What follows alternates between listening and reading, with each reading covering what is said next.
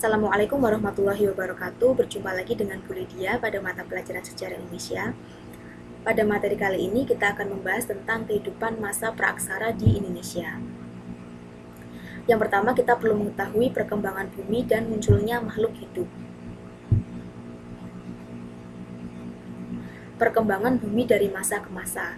Menurut teori geologi atau ilmu yang mempelajari tentang bumi, perkembangan bumi terbagi menjadi 4. Pertama, ada masa Arkaikum atau Azoikum, di mana masa ini bumi masih dalam keadaan yang belum stabil. Kedua, masa Paleozoikum, sudah mulai muncul kehidupan meskipun masih bersifat kecil, seperti hewan bersel satu atau mikroorganisme, sehingga pada masa ini disebut sebagai zaman primer atau zaman kehidupan pertama. Kemudian masa Mesozoikum disebut sebagai zaman sekunder atau zaman kehidupan kedua, di mana ciri-cirinya mulai muncul hewan berukuran raksasa seperti dinosaurus. Kemudian masa Neozoikum terbagi menjadi dua masa, yaitu masa tersier dan masa kuarter. Masa kuarter sendiri terbagi menjadi dua masa, yaitu zaman Pleistosen atau Diluvium dan zaman Holosen atau Aluvium. Lalu bagaimana terbentuknya Kepulauan Indonesia? Kepulauan Indonesia terbentuk diperkirakan karena adanya 4 faktor ini. Yang pertama ada tenaga endogen, yaitu pergerakan lempeng tektonik, di mana Indonesia ini terdiri dari kumpulan 4 lempeng besar dunia, yaitu lempeng Indo-Australia, lempeng Eurasia, dan lempeng Pasifik. Yang ketiganya ini kemudian saling bertemu dinamakan zona subduksi, yang kemudian membentuk gugusan kepulauan, deretan gunung Merapi, barisan bukit, dan lautan. Yang kedua adalah tenaga eksogen, yaitu tenaga yang berasal dari luar bumi, seperti atmosfer, air, organisme yang kemudian juga mempengaruhi bentuk dari Kepulauan Indonesia.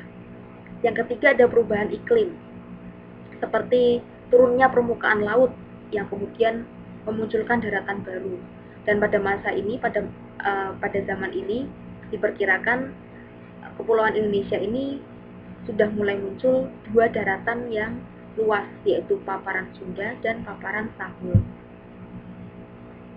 Lalu letusan Gunung Merapi juga berpengaruh terhadap pembentukan Kepulauan Indonesia. Kadang juga menimbulkan tsunami, gempa, ya, sampai saat ini juga masih. Nah, ini merupakan ilustrasi gambaran Kepulauan Indonesia zaman dahulu, yang mana di wilayah bagian timur Indonesia ini disebut sebagai paparan Sahul, yang menyatukan wilayah Papua dengan benua Australia. Kemudian yang bagian barat Indonesia ini, wilayah Sumatera, Kalimantan, dan Jawa ini masih menyatu dengan daratan Asia Tenggara di atasnya. Menurut Alfred Russel Wallace, yang menyelidiki tentang persebaran fauna atau zoobiografi Indonesia, ini terdapat kesamaan antara wilayah bagian barat Indonesia dengan wilayah Asia faunanya, dan fauna bagian timur Indonesia ini ada kesamaan dengan benua Australia. Nah, sehingga diperkirakan dulunya Indonesia ini terbagi menjadi dua daratan yang luas. Sementara Selat Lombok ini merupakan garis tengahnya, ya, yang membagi antara wilayah barat Indonesia dengan wilayah timur Indonesia. Kemudian asal-usul dan migrasi manusia purba ke Indonesia. Terdapat 3 teori.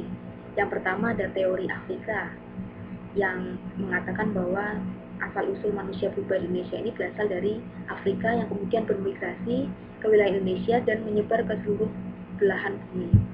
Kemudian ada teori Yunan, dibuktikan dengan kesamaan bahasa dan kesamaan artefak.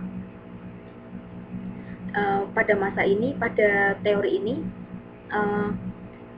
orang-orang yang datang ke Indonesia ini terbagi menjadi 3 tahapan golongan, yaitu orang Negrito, bangsa Proto-Melayu, dan bangsa Deutero-Melayu. Kemudian teori yang ketiga adalah teori Nusantara, yang mengatakan bahwa bangsa Indonesia ini atau manusia purba yang ada di Indonesia ini berasal dari wilayah Nusantara sendiri, karena bangsa Melayu dan bangsa Jawa ini memiliki tingkat peradaban yang tinggi, dan taraf itu bisa dicapai setelah perkembangan budaya yang sangat lama. Selain itu, menurut mereka yang berpendapat teori ini, rumpun bahasa Austronesia ini sangat jauh berbeda dengan bahasa yang berkembang di daerah Yunan. Ini ya, ada migrasi bangsa Melayu tua atau dinamakan bangsa Proto Melayu dan migrasi bangsa Melayu muda atau Diogro Melayu. Yang diperkirakan ini, kalau yang bangsa Proto Melayu ini keturunan-keturunannya seperti keturunan suku Dayak, Toraja, Batak, Papua, ini merupakan keturunan dari bangsa Proto Melayu. Sementara keturunan bangsa Diogro Melayu ini adalah keturunan dari suku Jawa Bugis, Minang, dan orang-orang Melayu yang mendiami wilayah Sumatera bagian timur. Lalu jenis-jenis manusia purba yang ada di Indonesia ini dikelompokkan menjadi 3 jenis dan juga 3 zaman ditemukannya ya. Yang pertama, yang paling tua adalah jenis Meganthropus paleojavanicus. Mega itu artinya besar, Anthropos itu manusia, Paleo itu tua, Javanicus itu Jawa, sehingga diartikan manusia raksasa tertua pertama yang mendiami Pulau Jawa. Kemudian berkembang pula jenis Pithecanthropus erectus atau manusia kera yang sudah bisa berjalan dengan tegak. Kemudian berkembang pula manusia purba jenis Homo. Jenis Homo sendiri ini di Indonesia terbagi menjadi 3 jenis ya, ada Homo wajakensis, Homo soloensis, Homo floresiensis. Tergantung di mana fosil tersebut ditemukan, itulah nama itunya ya, nama manusianya. Seperti Homo wajakensis ini kan ditemukan di desa Wajak, Tulung Agung. Homo soloensis ditemukan di daerah Solo. Homo floresiensis ini ditemukan di daerah Flores, Pulau Flores. Kemudian berdasarkan masanya, ini ada zaman Pleistosen, ini ditemukan fosil Meganthropus dan Paleojavanicus. Kemudian masa Pleistosen ini diperkirakan mulai munculnya Pithecanthropus erectus ya, atau kalau yang di Cina ini dinamakan Pithecanthropus pekinensis. Kemudian di zaman Pleistosen atas ini seperti yang ditemukan di daerah Ngandong, Solo ya, ini mulai muncul manusia-manusia jenis Homo. Ini adalah ciri-cirinya lebih jelasnya ya, bisa kalian baca sendiri. Jenis Pleistosen bawah ini, masa Pleistosen bawah, jenisnya adalah manusia Meganthropus, Pithecanthropus. Yang ciri-cirinya ini masih seperti ini. Tulang pipinya dan tulang keningnya ini masih menonjol ya.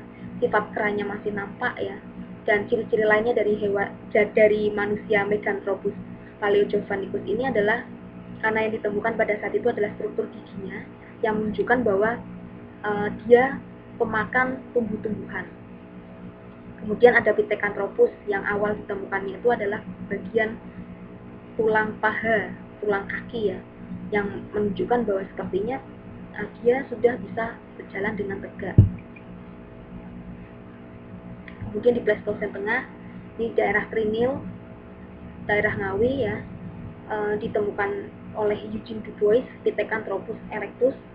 Kemudian ada di Pleistosen atas, itu di daerah Ngandong, di daerah Solo, itu jenisnya Homo wajakensis, Homo soloensis. Ciri-cirinya seperti ini, bisa kalian baca sendiri. Lalu corak kehidupan masyarakat praaksara. Apa yang dinamakan praaksara? Praaksara ini terdiri dari 2 kata ya.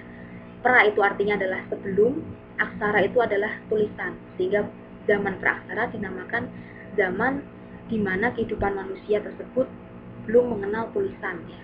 Sudah ada manusia meskipun kehidupannya masih primitif, masih purba ya, tetapi mereka belum mengenal tulisan. Nah, masa praaksara ini berakhir ketika ditemukannya tulisan atau ditemukannya aksara. Diperkirakan di Indonesia ini berakhir sekitar abad ke-4 atau ke-5 Masehi. Dibuktikan dengan penemuan prasasti Yupa, yaitu peninggalan dari kerajaan Kutai di daerah Sungai Mahakam, Kalimantan Timur. Nah, ini kehidupan corak kehidupan pada masa praaksara yang pertama adalah masa berburu dan meramu atau mengumpulkan makanan. Ini masih nomaden ya. Kemudian juga sifatnya masih food gathering atau mengumpulkan makanan, masih sangat bergantung dengan alam, sudah mulai bisa berkomunikasi meskipun dengan bahasa isyarat. Kemudian berkembang lagi masa yang sudah semakin maju, yaitu masa bercocok tanam dan beternak meskipun masih dengan sederhana.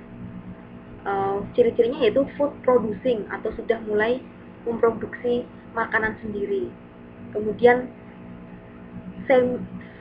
sedenter ya, sedenter atau semi sedenter sudah mulai menetap karena sudah mengenal teknik bercocok tanam secara sederhana. Kemudian muncul barter atau saling tukar menukar barang. Terus mengenal teknik cara melaut, berlayar, merakit perahu secara sederhana. Dan sudah mulai muncul kepercayaan atau animisme, dinamisme, dan totemisme. Kemudian masa perundagian. Ini sudah mulai muncul tukang-tukang ya, atau manusianya itu sudah mulai terampil membuat peralatan dari logam. Tekniknya pun juga terdapat dua teknik cetak tuang dan teknik dua satu. Kemudian sudah mulai muncul pemimpin kelompok masyarakat yang bertugas mengatur segala kehidupan yang ada di kelompoknya. Kemudian periode praaksara berdasarkan ilmu arkeologi. Ilmu arkeologi adalah ilmu yang mempelajari tentang peninggalan-peninggalan budaya atau artefak-artefak ya. Pada dasarnya terbagi menjadi dua zaman, yaitu zaman batu dan zaman logam. Yang zaman batu sendiri terbagi menjadi 4 zaman. Yang pertama ada masa Paleolitikum atau zaman batu tua. Nah, ini ditandai dengan munculnya peralatan-peralatan dari batu yang masih sifatnya sangat sederhana, masih sangat kasar. Manusia yang hidup di zaman ini pun juga masih yang primitif sekali ya. Hasil kebudayaan ini juga masih sangat biasa sekali, masih tergantung dengan alam. Kemudian masa Mesolitikum, zaman batu tengah atau zaman batu madya.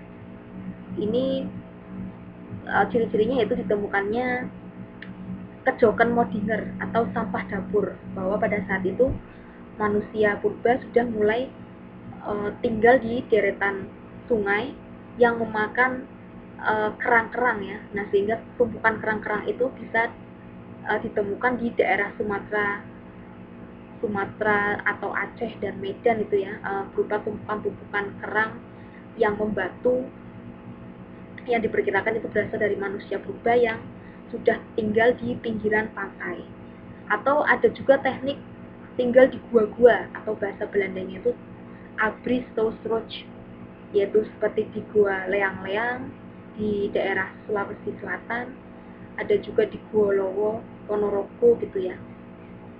Kemudian berkembang pula masa Neolitikum atau zaman batu baru. Pada masa ini diperkirakan mulai muncul bermigrasinya rumpun zaman Proto Melayu dan bangsa Deutero Melayu dari Yunan. Nah, ini sudah mulai melakukan cocok tanam atau food producing ya. Kemudian peralatannya pun masih berasal dari batu, tetapi sudah halus, sudah diasah, dan jenisnya pun juga beragam. Kemudian masa Megalitikum atau zaman batu besar. Pada masa ini peninggalan-peninggalannya ini berupa batu yang berukuran besar ya, dan juga sudah mulai mengenal sistem barter. Kemudian sudah mulai mengenal kepercayaan karena batu-batu yang diciptakan itu digunakan untuk pemujaan. Ini adalah contoh dari bangunan Megalitikum, ada menhir, kemudian ada punden bunda, pada dasarnya juga ini sama makam ya. Kemudian sarkofagus itu adalah kubur batu, waruga juga sama kubur batu. Kemudian ada dolmen, dolmen itu adalah meja yang berisi para sesajen ya, yang digunakan untuk tempat sesajen. Kemudian ada arca batu. Kemudian zaman logam, yang tadi zaman batu, sekarang zaman logam. Pada masa ini Indonesia mengalami dua masa, yaitu zaman perunggu dan zaman besi. Ini merupakan contoh-contoh peninggalannya, ini bisa kalian baca sendiri. Kemudian hasil kebudayaan masyarakat praaksara tingkat lanjut. Karena pada saat itu mereka belum bisa menulis, sehingga seluruh warisannya mereka wariskan kepada generasi penerus melalui tradisi lisan. Nah, tradisi lisan yang kemudian berkembang dari satu generasi ke generasi lainnya itu disebut juga sebagai folklore.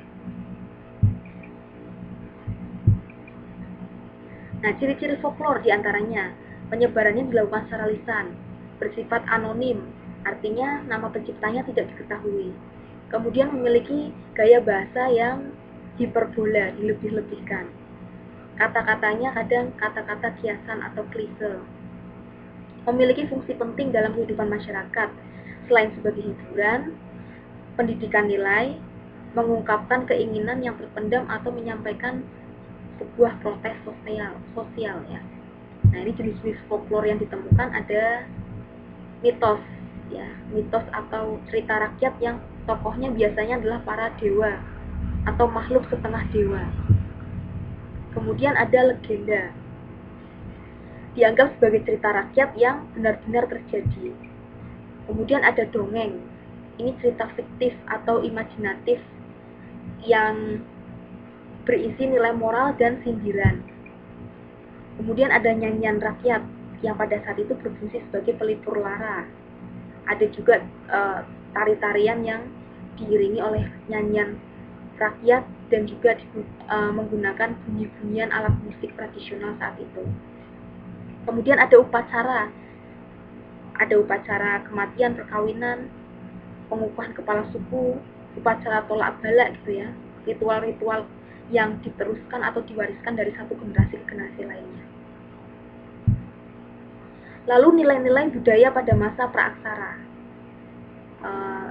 yang bisa kita petik dalam mempelajari kehidupan masa praaksara yang ada di Indonesia ini, diantaranya itu nilai gotong royong, karena mereka hidup secara berkelompok ya, mereka tidak bisa hidup secara sendirian, mereka membutuhkan kelompok lain atau membutuhkan makhluk hidup lain untuk saling berinteraksi atau saling bertukar barang. Kemudian ada nilai keadilan, yaitu adanya pembagian tugas yang sesuai berdasarkan kemampuannya, berdasarkan jenis kelaminnya gitu. Kemudian nilai musyawarah dalam pemilihan atau pemimpin, dalam juga pembagian hasil buruan ya, mereka membagi juga pada saat itu, karena pada saat itu sudah ada kepala sukunya ya yang mengatur kehidupan golongan tersebut. Kemudian ada juga nilai religius, mereka sudah mengenal arti menghormati nenek moyang ya, menghormati orang yang lebih tua, memujanya gitu ya, seperti itu. Baik, terima kasih materi kali ini, semoga kalian memahaminya. Jika ada yang ingin ditanyakan bisa silakan melalui saya atau di grup WhatsApp ya. Terima kasih materi hari ini. Assalamualaikum warahmatullahi wabarakatuh.